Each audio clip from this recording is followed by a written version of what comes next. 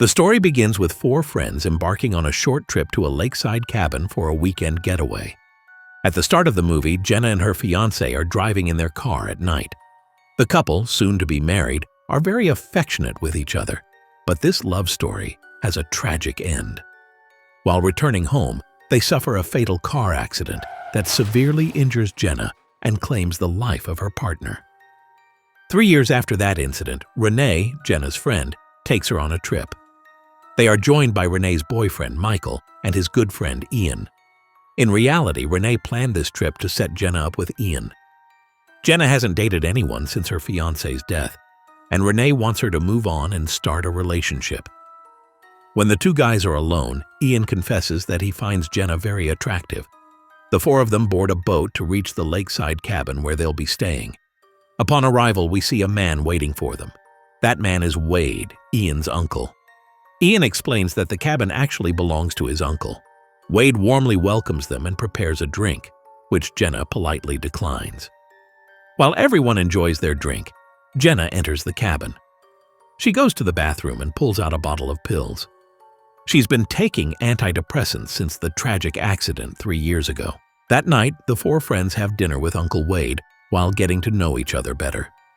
Wade informs them that he's secured invitations for a nearby private party. Then he leaves the cabin saying he has to work on something. The four friends discuss that they have some time before heading to the party. They decide to relax in the sauna. The guys go first to turn it on, leaving the two girls alone. Renee tells Jenna she doesn't have to join if she feels uncomfortable, but Jenna insists she's fine. She goes to get ready, and we see she still wears her engagement ring on a necklace. In an effort to move forward, she takes off the necklace and stores it in a drawer with her pills. Renee, Michael, and Ian are already in the sauna, and Michael starts getting excited seeing his girlfriend in a bikini. A little later, Jenna comes down with 2 bottles of water. She's still unsure about joining, but just as she's about to turn back, Ian opens the door and asks her to come in. Finally, Jenna enters the sauna and joins her friends. Renee takes a water bottle and starts drinking, while the guys are happy with their beers. Ian mentions that the sauna was designed by Wade. To demonstrate its design, Ian pours water over the hot rocks, releasing a burst of hot steam. After a while, the heat in the room starts to intensify, soon becoming unbearable for everyone. Ian suggests they step out and jump into the lake to cool off before returning. Everyone agrees and leaves the sauna. They jump into the lake, balancing their body temperature with the cold water. Everyone is enjoying the experience. A few minutes later, they return, and the girls enter the sauna while Ian and Michael share a drink in the kitchen. Renee asks Jenna if she's having fun, and Jenna says she is. Ian also admits to Michael that he likes Jenna before heading back in. Meanwhile, Michael starts drinking heavily, to the point of barely having control over his body. A little later, they go back out to the lake to cool off. When they return, Michael wants his girlfriend to go with him to their room. Drunk, Michael wants to sleep with her, but Renee isn't in the mood. She tells Michael no and angrily shuts the sauna door. Michael gets furious after his girlfriend's rejection. Renee starts complaining about Michael to her friends, and suddenly they hear a noise of Michael falling to the floor. Renee thinks Michael is just trying to get her attention. Ian doesn't want his friends to fight, so he gets up to bring Michael back. But Renee stops him and tells him to leave Michael alone. Ian closes the door, and Renee starts getting frustrated. Since Ian has already ruined her mood, she wants to go to her room. She gets up and tries to open the door, but it won't budge. Ian then tries to open the door. He tries with all his strength, but the door doesn't move an inch. Seeing this, Jenna starts to panic. Renee calls out to Michael, thinking he locked them in. Ian also calls for Michael to let them out, but they get no response. Ian says that if Michael is joking, he'll eventually let them out. But Jenna starts having anxiety attacks because she didn't take her pills before entering the sauna. Renee worries that Michael might be so drunk he could forget they're inside. Jenna hopes Wade will return and open the door. But Ian says that when Wade comes back, he'll just assume they went to the party and won't bother checking the sauna. Ian and Renee inspect the door and find something blocking it, preventing it from opening. Renee starts to worry that they could lose their lives if no one opens the door. The heat controller is also outside the sauna, so they can't lower the temperature from inside. They can't stay inside waiting for someone to open the door, so Renee tries to break the glass window, but it's too strong to even crack. Ian then takes a towel and tries to grab a rock from the sauna heater. Since it's extremely hot, Ian uses a wooden tool to retrieve the rock. He manages to pull out a rock, but it's still too hot to hold. They take the water bottles and each take a few sips. Ian pours the remaining water into a bucket and places the rock in it to cool down.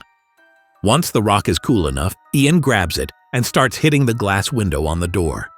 Ian uses all his strength, but the rock only scratches the window. He even cuts his hands, but the window doesn't break. Despite everything, Ian doesn't stop and finally manages to break the glass window, letting in some outside air. They shout for help, but no one hears their cries. They see a small ladder blocking the door from opening. Ian ties the rock to the towels and tries to move the ladder by swinging the rock toward it, but the rock is too small to budge it. Renee wants to break the thermostat, which controls the temperature based on settings adjusted from outside. She thinks breaking it will lower the temperature, but Ian warns that it could also make the temperature rise to its maximum of 247 degrees Fahrenheit, the point at which human skin begins to melt. Jenna sides with Ian and tells Renee not to touch the device. In response, Renee verbally attacks Jenna, and the two start arguing. The atmosphere inside the sauna has changed drastically since they got locked in. Then Ian comes up with a plan. His plan is to stop the heater by cutting its power. Ian tries to trip the fuse by tampering with the light bulbs, but instead of tripping the fuse, he turns off the lights while the heater keeps running. He also gets a strong electric shock and passes out. Ian regains consciousness later, but is too weak to move. With the lights off and the heater still running, their situation worsens significantly. Suddenly, they hear Wade's dog barking. They call the dog by its name, and the dog finds their location. But the dog can't open the door. It has to bring someone to open the door. Will they be saved? Will they survive? Where is Michael in all this? And most importantly, who trapped them inside the sauna? Let's find out. The dog's barking draws Michael's attention. He doesn't seem drunk anymore and looks like he came from somewhere. Renee calls out to Michael, but just then Wade, who returned a few minutes earlier, is handling fireworks for the festival with another guy. The loud noise of the fireworks drowns out Renee's cries for help. A little later, Michael and Wade meet at the back of the house. Upon seeing each other, they completely ignore the dog's barking. Wade asks why Michael was alone, and Michael explains his story. After getting drunk, he fell asleep on the couch. When he woke up, he found himself alone in the cabin. He thought his friends had left him behind and gone to the party without him. He went to the party, but wasn't allowed in because he didn't have an invitation. With no other options, he returned to the cabin and found Wade and his dog. In the sauna, the situation worsens as the group runs out of drinking water and Renee falls ill from the high temperature. Renee finally decides to break the controller, thinking it will lower the temperature. But Jenna worries it will only make things worse, so she tries to stop her. Renee starts yelling at her, and Jenna unintentionally hits Renee on the head with a rock, knocking her unconscious. Jenna panics, fearing she's killed her friend. Ian checks on Renee and says she's only unconscious, but Jenna is too scared and starts trembling nervously. In desperation, she decides to break the controller herself. She grabs the rock and uses it to smash the thermostat, and as Ian feared, it starts increasing the heat to its maximum capacity of 247 degrees Fahrenheit. Seeing this, after having warned them not to touch the thermostat, Ian becomes hysterical. Ian experiences an uncontrollable surge of madness, and Jenna becomes terrified of him. The heat is also slowly starting to reach its maximum level. Ian grabs the heater and tries to move it, burning his body in the process, but he doesn't stop. In a state of madness, Ian manages to move the heater, but the gas from it leaks and explodes on Ian's body. At this point, Jenna manages to escape the sauna. She goes outside, drinks water, and pours some on her body. She goes to her room and starts crying, but in reality, she's only hallucinating. She regains consciousness and finds herself back in the sauna, severely injured but still alive. She discovers that Ian has lost his life. Renee has also regained consciousness but is too weak to move. Jenna drags her body near the broken window and props her up to breathe. She manages to keep Renee's body upright by tying her with the towels, then faints from the extreme heat inside the sauna. Meanwhile, Michael, still unaware that his friends are trapped in the sauna, returns to the cabin, where a flashback shows him leaving the sauna earlier.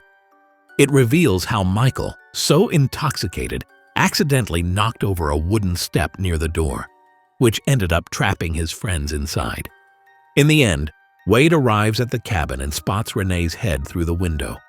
Paramedics arrive and take Jenna and Renee away on stretchers, holding hands, having survived. Wade gives his statement to the police, while Michael sits crying, realizing how his mistake cost his friend's life. Subscribe for more videos like this, turn on notifications, and leave a like to support the channel. Thanks for watching.